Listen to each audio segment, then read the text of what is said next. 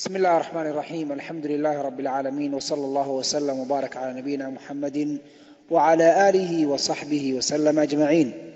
halkan waxaan idinkugu soo gudbin doonaa rabbi hadduu qadaro barnaamijkeennii qisaska ahaa. waxaan barnaamijkanagi ku bilaabi doonaa qisadii dheereed. qisadan waxay dhex martay xajaaj bin yuusuf athaqafi oo aad garanaysaan amiir ka ahaa dhulka ciraaq dowladdii amawiyiinta xilligeeda, iyo wiil yar oo ka dhashay bani haashim. xajaaj waxaa abtiyaal u ahaa reer bani umaya oo mucaawiya uu ka dhashay. wiilkan yarna wuxuu isir ahaan ka soo jeeday reer bani haashim oo cali bin abi aalib uu ka dhashay, dagaalna uu ka dhexeeyey labada qolo. qisadu waxa ay ku bilaabanaysaa xajaaj bin yuusuf athaqafi. xajaaj bin yuusuf athaqafi ayaa maalin maalmaha ka mid ah waxa uu aaday inuu soo ugaarsado. waxaa u baxay ugaarsi. xajaaj bin yuusuf athaqafi waxaan nidhi waxa uu baxay ugaarsi si uu u soo ugaarsado ugaar. ninkii xajaaj ahaa markii uu bannaankii magaaladii ka tegey buu wuxuu arkay wiil yar oo gacanta ku haya 9 ey xarga ay ku xihan yihiin. 9 ey xarga ay ku xihan yihiin ayuu gacanta ku hayay wiilkii yaraa. xajaaj wuxuu soo dul istaagay wiilkii yaraa 10 jirka ahaa eeyaha xargahooda gacanta ku hayay wuu soo dul istaagay. su'aal buu weydiiyey, wuxuu ku yidhi, wiil yahow maxaad samaynaysaa? wiilkii yaraa intuu kor u eegay buu wuxuu yidhi, waxaad ii sidaa war aanan ku farxin. waxaad igu eegtay indha dadka lagu liido. waxaad igula hadashay hadal isla weyni ku jirto. hadalkaagu ruux isla weyn ayuu u egyahay, caqligaagana caqli dameer ayuu u egyahay. xajaaj wuxuu yidhi, ima garanaysid miya? wiilkii yaraa wuxuu yidhi, wejigaaga madowgiisa ayaan kugu gartay markaad hadal igu bilowday adigoon i salaamin. xajaaj wuxuu yidhi, war hooge, soo ma ogid inaan xajaaj ahay? wiilkii yaraa wuxuu yidhi, ilaahay gurigaaga ma soo dhoweeyo, martidaadana ilaahay kuuma sooro hadal badnidaa oo karaamo darnidaa. xajaaj hadalkii intuusan dhammayn wiilkii yaraa uu kortaagnaa isagoo dultaaganoo hadalkiina uu dhex socdo unbaa askartii waardiyeynaysa xajaaj bin yuusuf athaqafi soo kala carartay. waxay yidhaahdeen, taliye, hadal waan ku maqlaynaaye na amar waan samaynaynaaye. xajaaj wuxuu yidhi, wiilkan yar ii qaada. hadalkiisii aad buu ii xanuunjiyey. ii kaxeeya qasrigayga meel ka mida iigu xidha. wiilkii yaraa bay kaxeeyeen, qasrigii bay meel ka mida ku xidheen.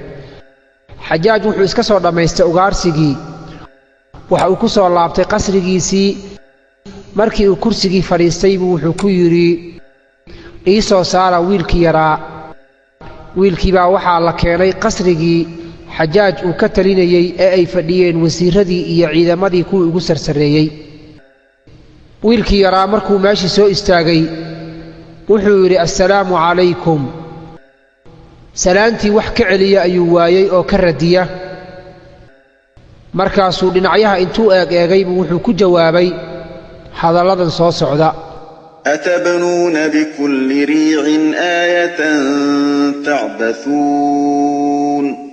وتتخذون مصانع لعلكم تخلدون وإذا بطشتم جبارين. 3 aayadood buu ku dul akhriyey. wuxuu yidhi, meel walba waxaad ka dhisaysaan calaamad oo guriga xajaaj uu deggan yahay quruxdiisii iyo sida uu muraayadaha u yahay ayuu la yaabay. markaasuu wuxuu yidhi, watattakhiduuna masaanica, warshada ayaad dhisanaysaan lacallakum takhluduun, sida inaad adduunka ku waaraysaan. waidaa badashtum, haddaad ruux qabataan aad rabtaan inaad xukuntaanna, badashtum jabbaariin, dad madax adag oo xadgudbay idinkoo ah ayaad dadku qabanaysaan. xajaaj sidaa ayuu kursi ugu jiifa gadaalgadaal wuu soo fadhiistay. dadkii meesha joogay ilmo dhowr ahoo ka mid ah ayaa wiilkii yaraa waxay ku yidhaahdeen, wax adaba ma lihid. amiirka markaad u soo gelaysay salaan u qalanta ma aadan salaamin. soo ma ogid inaad amiirka ciraaq gurigiisa ku jirto maad si fiican u salaantid wiilkii yaraa wuxuu yidhi waxaad tihiin digada dameerka in aan salaanta noocaasi ku salaamo xajaaj waxaa ii diiday waan daalay buu yidhi waddo dheer bay isoo mariyeen jaranjarooyin dheerna way isoo saareen markaan gurigan qasrigan soo gelayay salaanta aad doonaysaan quruxda badan in aan ku salaamo xajaajna waxaan ku salaamayaa amiiruulmu'miniin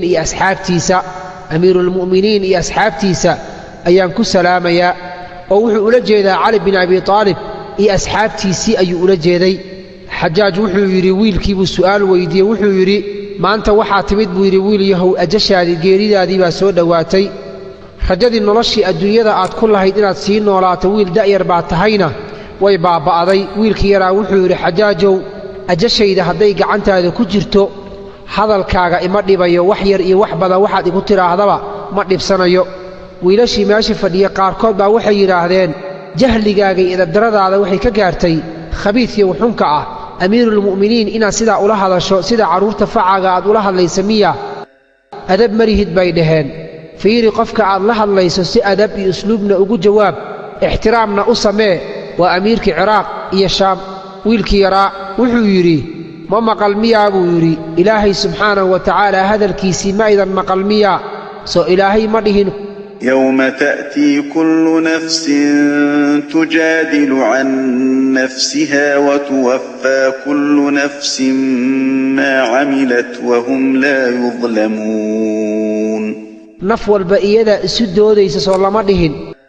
aniga isu doodaya idhaafa xajaaj baa marka wiilkii hadal ku bilaabay oo wuxuu ku yidhi hadalkii hadda aad lahayd yaad ula jeedday salaantii gaarka ahayd oo hebel baan salaamayaa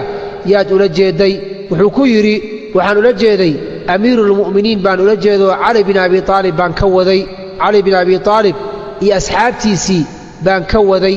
adigana wuxuu yidhi xajaajow haddii lagu dhihi lahaa salaanta noocaasi qof salaam yaad salaami lahayd xajaaj bin yuusuf athaqafi wuxuu yidhi cabdilmelik ibni marwaan baan salaami lahaa oo cabdilmelik markuwaasi waa reer bani umaya waana boqorka markaa talinayo xajaaj uu ka amar qaato wiilkii yaraa wuxuu yidhi ma cabdilmeliga faajirka ah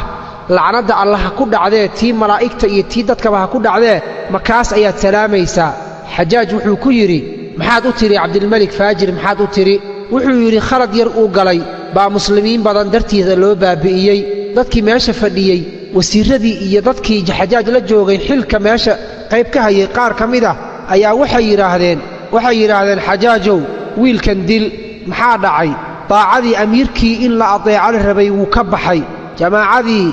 in lagu dhex jiro la rabayna wuu ka dhex baxay oo dadkii isku duubnaa bannaanka ayuu ka taagan yahay cabdilmelik ibni marwaanna wuu aflagaadeeyey marka in la dila ayaan ku xukunnay wiilkii yaraa wuxuu yidhi xajaajow dadkan kula fadhiya edab u yaal waa dad jaahiliinah waxa aan ahay ma fahmayaan xajaaj baa dadkii wuxuu ku yidhi aamusa ani isaga isu keendaaya xajaaj baa wiilkii wuxuu weyddiiyey wuxuu ku yidhi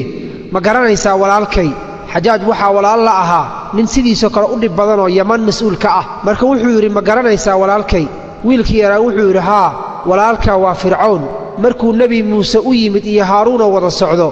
si carshigii uugu fadhiyey isagas ay uga qaadaan dadkii la fadhiyey buu la tashaday adigana fircoon baa walaal kula ahoo kuwan kula fadhiya ayaad la tashanaysaa xajaaj wuxuu yidhi qoorta ka gooya marba haddii fircoon la sheegayba wuxuu yidhi qoorta ka gooya ruqaashi nin la yidhaahdo waa xajaaj ka agdhow wasiirrada ugu dhowdhow ah baa intuu xoogaa wiilka yaraa u naxay buu is yidhi wiilkan yar haddii qoorta laga gooyo da'dan yar waa ilmo yare bal badbaadi markaasuu wuxuu yidhi amiiruulmu'miniinow xajaajow ilaahay ha kuu gargaaree inaadan wiilka dilin isku day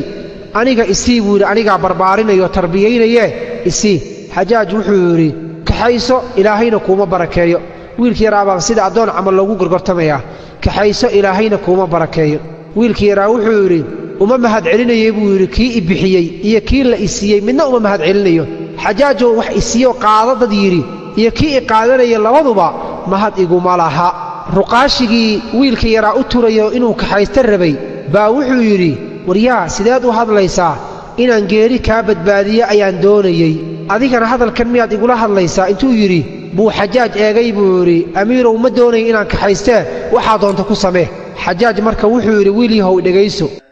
waddankeed ka timid wiilkii yaraa wuxuu yidhi masar baan ka imid xajaaj wuxuu yidhi magaaladii faasiqiintii baad ka timid miyaa dhul faasiqiin baad ka timid wiilkii wuxuu yidhi maxaad ugu magacowda magaalada faasiqiinta xajaaj wuxuu yidhi biyaheedana waxaa lagu cabaa weelal dahaba dumarkeeduna magaalada aad ka timid waa dumar heesaha ciyaaro oo meelaha ku boodboodo naylka webiga nayl ee dhexmarana waa webi cajiib ahoo dadku ay la yaabaan ehelka deggan masarna cajab ma aha carabna ma aha wiilkii yaraa wuxuu yidhi haddaba anigu magaaladaa kama iman la soco xajaaj wuxuu yidhi xaggeed ka timid wiilkii wuxuu yidhi ahlu khuraasaan baan ahay dhulkii muslim iyo bukhaari ay ka soo baxeenoo iiraan iyo afghanistaan dhulkaa ayuu sheegtay xajaaj wuxuu yidhi min sharri makaan meel lala yaabo shar badan baad ka timid diinkuna ku yar yahay wiilku wuxuu yidhi maxaad sidaa u tidhi xajaaj wuxuu yidhi waa dad cajam ah oo aan carab ahaynoo cajam ah weeye waa sidii xoolaha ariga iyo lo'da iyo geeloo kale weeye hadalkooda wuu culusyaho lama karo midkooda qaniga oo hantida lehna waa bakhayl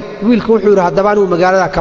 magaaladaa kama iman xajaaj wuxuu yidhi xaggeed ka timid wiilkii wuxuu yidhi dhulka shaam ayaan ka imid xajaaj wuxuu yidhi waxaad ka timid dhul fiican le'anna dhulkaa isaga uu dhul fiican ku tilmaamay waa dhulkii mucaawiya looga gargaaro markuu cal la dagaalamayo wuxuu yidhi waxaad ka timid dhul fiican laakiin meelaan ka nabcahay aniga ma jirto waa meel dadka ka yimaada jirkoodu uu adag yahay wiilkii wuxuu yidhi haddaba anigu meesha kama iman xajaaj wuxuu yidhi xaggeed ka timid wiilkii wuxuu yidhi yaman baan ka imid xajaaj wuxuu yidhi waxaad ka timid magaalo dadkeeda aysan kasaynin haddii ixsaan loo sameeyo waa mahadsan tahay waa walaalkiisa ayaa ka taliya wiilkii yaraa wuxuu yidhi maxaa sidaa u tidhi xajaaj wuxuu yidhi codkoodii wuxuu yidhi wuu mac yahay hadalkooduna wuu jilicsan yahay midkooda caqliga badanna wuxuu isticmaalaa miyuusiga iyo heesaha kan jaahilkana khamriga ayuu cabbaa wiilkii yaraa wuxuu yidhi anigaa ka mid ma ahi haddaba kuwaa xagga kama dhalan xajaaj wuxuu yidhi xaggeed ka timid wiilku wuxuu yidhi reer maka ayaan ahay xajaaj wuxuu yidhi waxaad ka timid kuwa shar badan oo jaahiliin ah caqligoodu yar yahay dhul ay ku nool yihiin baad ka timid wiilkii yaraa wuxuu yidhi maxaad sidaa u tidhi xajaaj wuxuu yidhi waa qolo ilaahay uu nebi wanaagsan ka soo dhex saaray nebigii bay beeniyeen wayna eryeen qolo ayaa ilaahay ku badbaadiyey oo ilaahay uu ku soo dhoweeyey nebiga isaga ah jeclaaday karaameeyey wiilkii yaraa wuxuu yidhi haddaba anigu meesha kama iman xajaaj wuxuu yidhi jawaabahaagu way igu bateen qalbigayga wuxuu ii sheegayaa inaan ku dilo wiil yahow inaan ku dilo wiilkii yaraa wuxuu yidhi geeridayda hadday gacantaada ku jirto adigaa ma ku caabudi lahaa ee xajaaja waxaad ogaataa aniga inaan ka imid magaaladii rasuulka inaan ka imid ogsoonow madiinatulmunawara inaan ka imid xajaaj wuxuu yidhi magaalo wanaagsan baad ka timid dadka deggan waa ahlu iimaan waa dad wanaagga jecel ee qabiilkeed ka dhalatay qabiilka aad ka dhalatay ii sheeg xajaaj wiilkii yaraa wuxuu yidhi waxaan ka dhashay reer la yidhaahdo bani khaalib ayaan ka dhashay oo isir ahaanna uu ka dhashay cali bin abi taalib nasab walboo adduunkan ku abtirsada qolana wuu baabba'aa nasabkanagii mooye haddaan annaga nahay reerka nebiga ma baabba'ayno ilaa maalinka qiyaama waan jiraynaa xajaaj intuu carooday aad u carooday buu yidhi wiilkan madaxa ka gooya dadkii meesha fadhiyey baa waxay yidhaahdeen xajaajo waa wiil yara in la dila ma mudnee maad iska daysid xoogaha iyaguna caatifadan oo dhinacan rasuulka iyo familkiisi way qaaday xajaajna way ka baqayaan xajaaj wuxuu yidhi maya khasab waxaa ah in la dilo wiilkan xitaa hadduu samada ka dhawaaqo ruux dhawaaqaya uu yidhaahdo yaan la dilin oo wuxuu ula jeedaa malag xataa hadduu ilaahay soo diray yidhahdo wiilka yaan la dilin wiilka in la dilo waa qasab wiilkii yaraa wuxuu yidhi nebi ma tihide yaa samada kaaga dhawaaqayo xajaaj wuxuu yidhi oo inaan ku dilo hadda yaa iga kaa hortaagan ayuu xajaaj wiilka weyddiiyey wiilkii yaraa wuxuu yidhi waxaana kala taagan inaad idisho ee ruuxa qalbiga iyo ruuxa kala dhexgala waa ilaahay buu ula jeedaa allaha kala dhexgala ruuxa iyo qalbigiisa ayaa aniga iyo adigana inaad idisho iga kaa celinayo xajaaj wuxuu yidhi ilaahayga aad sheegayso isaga ayaa igu kaalmaynaya aniga inaan ku dilo adiga wiilkii yaraa wuxuu yidhi maya ilaahay kuguma kaalmaynayee shayddaankaaga ayaa kugu kaalmaynaya inaan aniga idisho ee ilaahay baan ka magan galay adiga iyo shayddaankaagaba xajaaj wuxuu yidhi wiiliyow waxaan ku arkaa jawaabtaadu inay fara badan taho aad iigu jawaabayso ee wuxuu yidhi waxaad ii sheegtaa ruuxa wuxuu alle ugu dhowaan kara ma ii sheegi kartaa wiilkii yaraa wuxuu yidhi haa ilaahay waxaa loogu dhowaadaa soomka iyo salaadda sakada iyo xajka ayaa ilaahay loogu dhowaadaa xajaaj wuxuu yidhi aniga ilaahay waxaan ugu dhowaanayaa dhiiggaaga sababtoo ah waxaad i tidhi waxaan ahay ilmihii xasan iyo xuseen faracoodii baan ahay soo ima aad dhihin haa inaan aniga ku dilo baan ilaahay ugu dhowaanayaa oo xasan iyo xuseen iyo faracaasi ayuu aad u nabcaa xajaaj bin yuusuf athaqafi wiilkii yaraa wuxuu yidhi isagoon cabsi iyo argagax midna ku jirin aniga waxaan ahay buu yidhi awlaaddii rasuulka ayaan ahay sala allahu calayh wasalama ajashayda iyo geeridayda hadday gacantaada ku jirto shayddaankaagii ayaa yimid buu yidhi si uu aakhiradaada u fasahaadiyo ayuuna kugu yimid oo inuu aakhiro kaa fasahaadiyo ayuu doonayaa wiilkii yaraa baa ku jawaabay oo xajaaj baa wuxuu ku jawaabay wuxuu yidhi ma waxaad leedahay awlaaddii rasuulka ayaan ahay oo geerina waad necabta waad ka baqaysaa miya wiilkii wuxuu yidhi mayo ilaahay sooma dhihin walaa tulquu biaydiikum ila tahluka gacmihiinna halaagha isku gelinina ilaahay sooma dhihin xajaaj wuxuu yidhi yaa ku dhala wiil yahow ii sheeg wuxuu u raadinayaa hadallo inuu wiilka wax un ku daayo markaasu wuxuu yidhi yaa ku dhala wiil yahow wiilkii yaraa wuxuu ku jawaabay hooyo iyo aabbo ayaa i dhalay hooyo iyo aabbo unbaa i dhalay xajaaj wuxuu ku yidhi xaggeed ka timid wiilkii yaraa wuxuu yidhi dhulkan ballaaran oo ilaahay abuuray meel ka mid ah ayaan ka imid xajaaj wuxuu yidhi waxaad ii sheegtaa wiil yahow carab yaa u karaamo badan carabta reerka ugu deeqsinimo badan ee wax bixinta badan yaa weeye wiilkii yaraa wuxuu yidhi banuu tayi qabiil la yidhaahda ayaa carab ugu deeqsinimo badan xajaaj wuxuu yidhi maxay deeqsinnimadaa banuu tayi iyo karaamadaa ku gaareen wiilkii yaraa wuxuu yidhi waxaa ka dhashay xaatimul asam ninka la yidhaahdo ayaa ka dhashay xajaaj wuxuu yidhi carab yaa u sharaf badan haddaba qabaa'ilkii buu soo tirinayaa carab yaa u sharaf badan wiilkii yaraa wuxuu yidhi banuu mudar baa u sharaf badan qabiilka banuu mudar la yidhaahdo ayaa u sharaf badan xajaaj wuxuu yidhi maxay sharafta ku gaareen wiilkii yaraa wuxuu yidhi nebi moxamed sala allahu calayh wasalama ayaa ka dhashay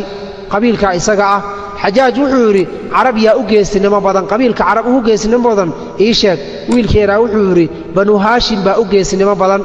waa jilibkii nebiga uu ka dhashay sababtoo wuxuu yidhi banuu haashim geesinimo waxay ku gaareen cali bin abi aalib baa ka dhashay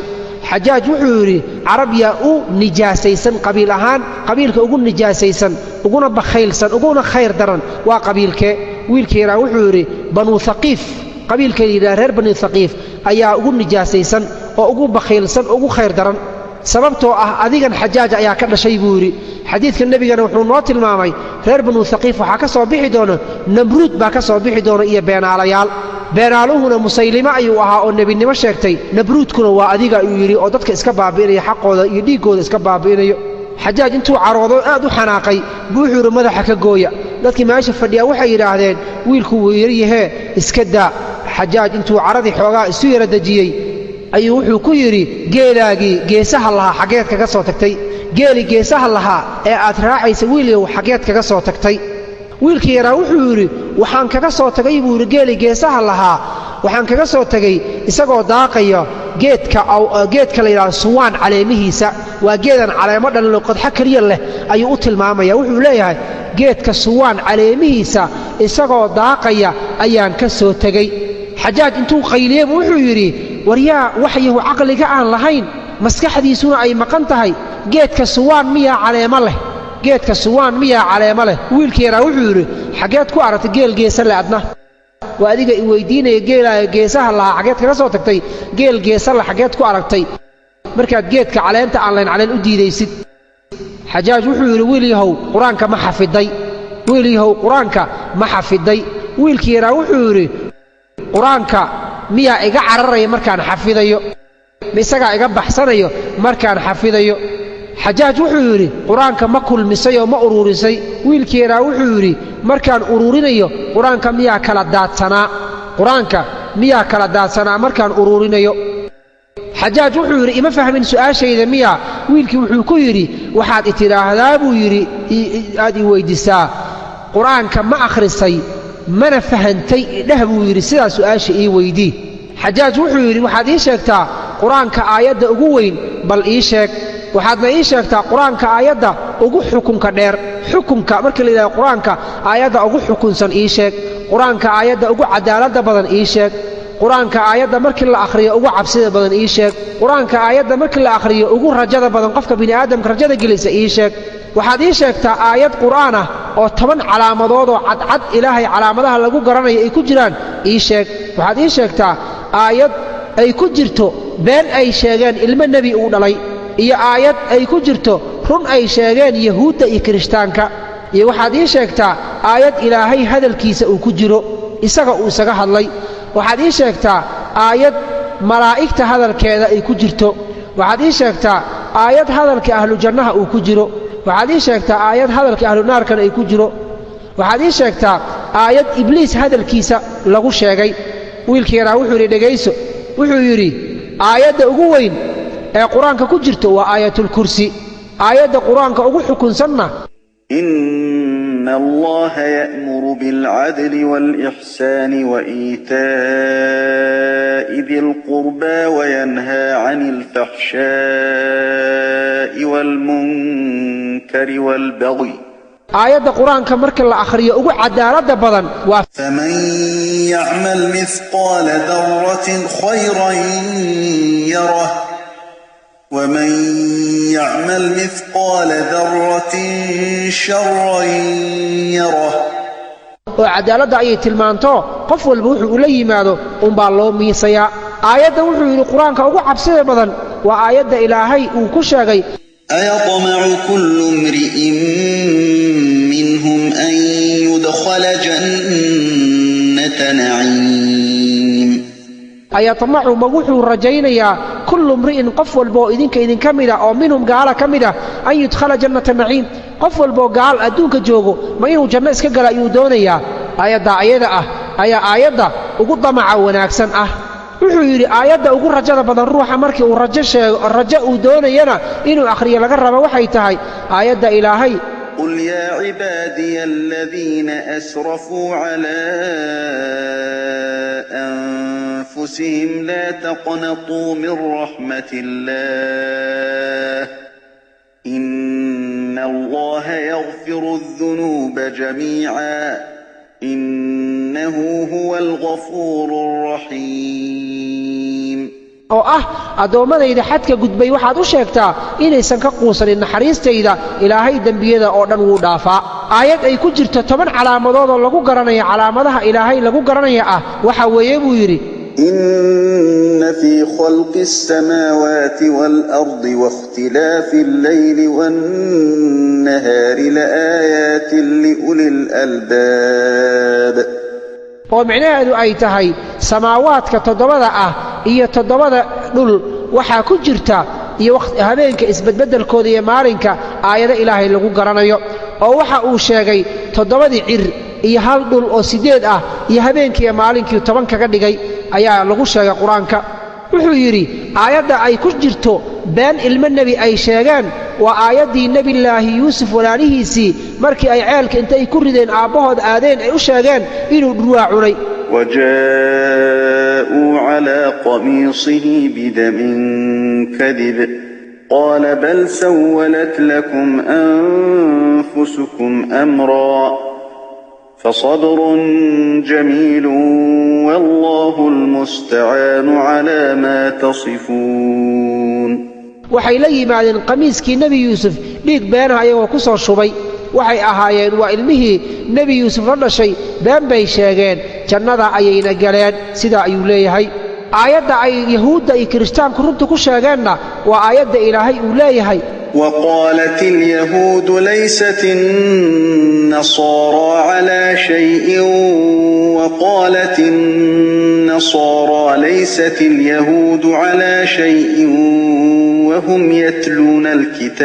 الكتاب kirishtaanku waxay dhaheen yahuuddu wax diina ma haystaan yahuuduna waxay yidhaahdeen kirishtaanku waxba diina ma haysto run bay sheegeen oo diin ma haystaan haddana naar bay galeen buu yidhi aayadda ilaahay uu nafsadiisa xaqiisa uu ka hadlayna waxay tahay وما خلقت الجن والإنس إلا ليعبدون jin iyo insi uma abuurin inay caabudaan mooye waa xaqa ilaahay subxaanahu wa tacaala uu leeyahay ayay aayaddaa tilmaantay aayadda ku jirta hadalka nebiyada waxay tahay وما كان لنا أن نأتيكم بسلطان إلا بإذن الله وعلى الله فليتوكل المؤمنون ma aha inaan idinla inamaano xujo cad inaan idin keenno ilaahay idinkiisa mooye idima keeni karno aayadda ay ku jirto hadalka malaa'igta waxay tahay قالوا سبحانك لا علم لنا إلا ما علمتنا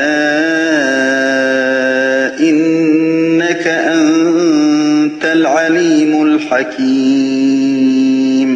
إله وحقاله يا أقول ملهن وحي أدنا برتي مويه آيات هذا أهل الجنة وكجروا وحي تهد وقالوا الحمد لله الذي أذهب عنا الحزن إن ربنا لغفور شكور إلهي بقى ما حد اسكله تيرايدي يمرغدي نارتا aan ka baqaynay cadaabkana badbaadiyo naga badbaadiyay Ilaahay gaasi rabbiga naga inaan ku shukrino ayuu mudan yahay aayada ahlu naarka hadalkooda ay ku jirta waxay tahay ربنا أخرجنا منها فإن عدنا فإنا ظالمون إله نارت إنك سار حدان أولابنا فإنا ظالمون مرضا بحدان دنبغا أو كلا كلابنا أنك أيا ظلم بدن سيدا أيا يمحوها كعلى عليان آيات هذا الكإبليس وكجر إلهين قرآنك وكشا وحيتاي قال أنا خير منه خلقتني من نار وخلقته من طين أنيقا أياك خير بدن آدم ونار بعد عبورتي آدم ندوبا أيات كعبورتي سيدا أيضا أيو شيغي حجاج ويلكي مركو انتي دميي بالسؤال ويدي وحيري وحاد إيشيكتا قف لغا عبوري هودا إيا قف لغو بدباديه هو إيا قف هو لغو دلي ويلكي را وحيري روح هودا لغا عبوري والنبي عيسى عليه السلام ونيف با لغا عبوري روح هودا لغو بدباديينا والنبي سليمان دبيل إيا وحبا وشقين جرو وكو بدبادي جري روح هودا لغو دلينا قولada hawada lagu baabiyayna waa qowm caado waxa lagu dilay iyaguna hawadii iyo dabayshii baa lagu halaagay xajaaj wuxuu waxaad ii sheegtaa ruux laga abuuray geed naf geed laga abuuray iyo ruux geed lagu dilay iyo ruux geed lagu badbaadiyay intuba ii sheeg wiilkii raa wuxuu yiri waxa geed laga sameeyo naf ahoo geed laga abuuray ushii nabi Muuse alayhi salaam markii ay maska isu bedeshay ayadoo geed ka samaysan bay mas isu bedeshay hadana ruuxa geedka ilaahay uu ku badbaadiyay waa nabi nuuxo markii dhulkii cirka biyaha ka yimaadeen dooni geed ka samaysan baa ilaahay ku badbaadiyay ruuxa geedka lagu dilayna waa nabi zakariya oo dadkiisu ay ku dileen xajaaj wuxuu yiri waxaad ii sheegtaa ruux biyo laga abuuray ruux biyo lagu badbaadiyay dhexdooda iyo ruux biyo lagu halaagay wuxuu yiri wiilkii yaraa waxaa biyo laga abuuray aadam calayhi salaam waxaa biyo lagu badbaadiyay nabi muuse oo baddi ka gudbay waxaa biyaha lagu dilayna fircawn iyo qowmkiisa xajaaj wuxuu yiri waxaad ii sheegtaa wax naarta qof naarta laga abuuray iyo qof naar laga badbaadiyay wiilku wuxuu yiri naar waxaa laga abuuray ibliis naarna waxaa laga badbaadiyay nabi ibraahim markii lagu riday godkii dabka ahaa xajaaj wuxuu yiri marka wiilkii yaraa uu su'aal kale weydiyo waxa uu yiri waxaad ii sheegtaa buu yiri wabiyada jannada iyo tiradooda ii sheeg wiilkii yaraa wuxuu yiri wabiyada jannada mara aad bay u fara badan yihiin oo tiradooda ilaahay subxaanahu wa tacaala unbaa garan kara soo ilaahay ma dhihin buu yiri مثل الجنة التي وعد المتقون فيها أنهار من ماء غير آسن وأنهار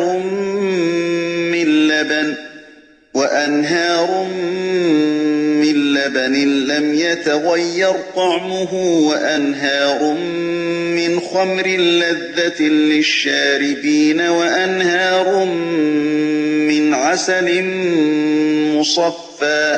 إلهي صومدهن جنة وحا كجرو وبيال بيو آن اسبدلين وبيال عانا ددنكودو بدلمين إيوه وحا كجرو وبيال خمري oo qofka caba qolada cabta ay dhadhansanayso iyo wabiyaal malabaho saafiyaala ayaa ku jira soo ilaahay subxaanahu wa ta'ala ma uusan dhihin markaasuu wiilkii yaraa wuxuu yiri dhammaantood buu yiri wabiyaasha aad arkayso hal meel bay ka soo wada burqadaan iyagoo caano iyo biyo iyo khamri iyo muxuu ahaa malab isla ah bay haddana hal meel ka soo burqadaan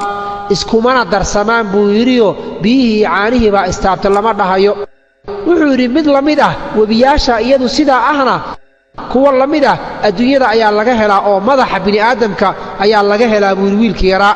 wuxuu yiri wabina dhadhankiisa wuxuu yiri waa dhanaan wabina dhadhankiisa waa kharaar wabina dhadhankiisa wuu macyahay haddana wabiyada iyaga ah iskuma darsamaan oo wuxuu ula jeedaa isha biyaha ka soo baxo ilintu waa dhanaan buu yiri dhagta dhukayga iyo malaxda ka soo baxdana waa kharaar afka candhuufta ka soo baxdana waa macaan saddexduna madaxii bay ka soo baxaan haddana iskuma darsamaan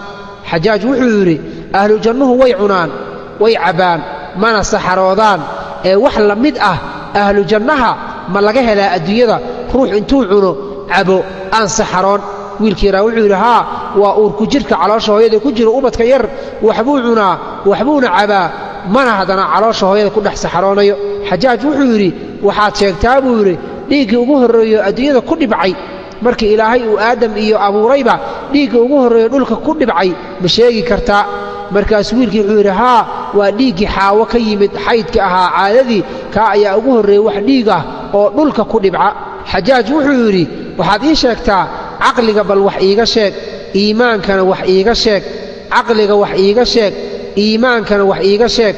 xishoodka wax iiga sheeg deeqsinnimada wax iiga sheeg geesinimada wax iiga sheeg karaamada iyo sharafka wax iiga sheeg shahwada iyo qooqana wax iiga sheeg buu yidhi waad garata soomaan wiilkeedaa wuxuu yidhi haddaan wax kaaga sheego caqliga ilaahay 10 buu u qaybiyey 9 ragga ayuu siiyey halna dumarka ayuu siiyey iimaanka ilaahay 10 buu u qaybiyey 9 reer yaman baa la siiyey halna adduunka kalaa loo qaybiyey xishoodka ilaahay wuxuu u qaybiyey 10 9 dumarka ayaa la siiyey halna ragga ayaa la siiyey deeqsinimada ilaahay wuxuu u qaybiyey 10 9 ragga ayaa la siiyey halna dumarka ayaa la siiyey geesinimada iyo sharafka ilaahay 10 buu u qaybiyey 9 carab baa la siiyey halna adduunka ayaa loo qaybiyey shahwada iyo qooqa iyo damcuna ilaahay 10 buu u qaybiyey 9 dumarka ayuu siiyey halna ragga ayuu siiyey waad garata soomaa wuxuu yidhi ilaahay caqliga 10 buu u qaybiyo 9 waxa uu siiyey ragga halna dumarka ayuu siiyey iimaanka ilaahay wuxuu u qaybiyey 10 9 reer yaman baa la siiyey halna adduunyada kale ayaa loo qaybiyey xishoodka ilaahay 10 buu u qaybiyey 9 dumarka ayuu siiyey halna ragga ayuu siiyey deeqsinnimada ilaahay 10 buu u qaybiyey 9 waxa uu siiyey ragga halna dumarka ayuu siiyey geesinimada iyo sharafka ilaahay wuxuu u qaybiyey 10 carab 9 buu siiyey sharaf jaceylka iyo geesinimada carab 9 buu siiyey halna waxa uu siiyey adduunka inta ka soo hartay qooqa iyo waxdoonkuna damaca ilaahay 10 buu u qaybiyo 9na dumarka ayuu siiyey halna ragga ayuu siiyey xajaaj markaas wuxuu yidhi waxaad ii sheegtaa su'aal baan ku weydiinayaaye qofka muslimka sanadkii hal mar wax ku waajiba ii sheeg wiilku wuxuu yidhi waa soonka xajaaj wuxuu yidhi waxaad ii sheegtaa qofka muslimka cimrigiisa hal mar wax ku waajiba wiilkii wuxuu yidhi waa inuu beydka ilaahay u soo xajiyo xajaaj wuxuu yidhi waxaad ii sheegtaa waxa kuugu dhow hadda adiga agtaada kuugu dhow ii sheeg wiilku wuxuu yidhi aakhiro ayaa ii dhow aakhiro ayaa hadda ii dhow xajaaj wuxuu yidhi subxaana allah ilaahay baa xumaan ka fog buu yidhi qofkuu doono ayuu xikmad siiyaa buu yidhi ma arkin buu yidhi wiil adiga cilmi iyo caqli iyo maskax kugu dhan ma arkin wiilkii yaraa wuxuu yidhi waan mudanahay in la isiyo waan mudanahay inaan helo xajaaj wuxuu yidhi dadka yaa u xaqnimo badan inay khaliif noqdaan qofka inuu xukumo dad xukumo yaa u xaqnimo badanoo qofka inuu dadka hoggaamiyo wiilkii yaraa wuxuu yidhi kan dadka markay khaldamaan iska cafiyo wanaagna ugu beddela labada qofood ishaysatana cadaalad u sameeyo xajaaj wuxuu yidhi waxaad ii sheegtaa haweenka bal wax iiga sheeg haweenka bal wax iiga sheeg wiilkii yaraa wuxuu yidhi wiil yar baan ahoo 10 jir ah haweenna weli ma aanan guursan dumarna weli ma aanan shukaansan welina lama aanan seexanoo ma aanan jeclaan maxaad iga weydiinaysaa balse haddii aad jeceshahay waxa dadka ay ku sheekaystaanoon meelaha ka maqmaqlay baan wax kaaga sheegayaa markaasuu wuxuu yidhi xajaajow haddaad hesho gabar 10 jir ah xuurulciin baad gacanta ku haysaa buu yidhi gabar 10 jir ah haddaad hayso xuurulciin ayaad gacanta ku haysaa iyosan kaa fakan waad garata soomaan xuurulciin baad gacanta ku haysaa iyosan kaa fakan 20 jir haddaad heshana muraayad iyo wax dhaldhalaalayo qurux badanood fiiriso indhahaagu qabtaan waad haysataa 30 jir haddaad heshana jannatu naciim janno iyo barwaaqaad gacanta ku dhigtay 40 jir haddaad heshana cad iyo cadiin iyo baruur baad gacanta ku haysaa 50 jir haddaad heshana wiilal iyo gabar waad heshay 60 jir haddaad aragtana 60 jir maxaad iga weydiinoo oo faa'iidada kugu jirta maxay tahay buu yidhi dan miyaa kugu jirto 70 jir iyo 80 jirna waa cajuuso gabowdaye isaga fogow ka carar 90 jirna waa shaydaane ka tag 100 jirna waa asxaabuuljaxiime isaga carar xajaaj intuu qoslay qosol la dhacay buu wuxuu yidhi dumar teebaa u wanaagsan dumar teebaa u wanaagsan wiilkii yaraa wuxuu yidhi dumar waxaa u wanaagsan buu yidhi tan muuqaalkeeda iyo dhismaheeda jidhkeeda quruxdeeda ay ku qanciso carabkeedana uu fasiix yahoo aan lahayn carabgajo iyo shigshig midna aanan ku jirin marka ay ku soo qaabisho soo socoto horteeda aad aragtanu naaska ibtiisa u nuuxnuuxso dhagdhagdhag u dhaho markay sii jeesatana barida ay gadaal u sii ruxanto xajaaj wuxuu ku yidhi waxaad ii sheegtaa buu yidhi qofkii ugu horreeyey ee shicir tiriya adduunyada inta la joogay ii sheeg wiilkii yaraa wuxuu yidhi aadam calayhi salaam buu ahaa ruuxii ugu horreeyey ee shicir tiriyey wuxuuna tiriyey wiilkii qaabiil markii uu dilay walaalkii haabiil uu dilay ayuu nebi aadam isagoo baroor diiqanayo shicirkan tiriyey oo wuxuu yidhi bakat caynii ishaydii way ooysay waxuqa lahaa bukaahaa inay ooysana xaq bay u leedahay wadamculcayni isha ilinteeda munhamilun yasiixu way dareeraysaa wax dareeraya weeye famaa lii maxaa igu dhaco laa ajuudu aanan ugu deeqaynin wiilkayga bisakbi damcin ilin inaan u qulquliyo wahaabiilu wiilkii haabiil ahaana tadammanahu dariixu dhulka hoostiisa iga maray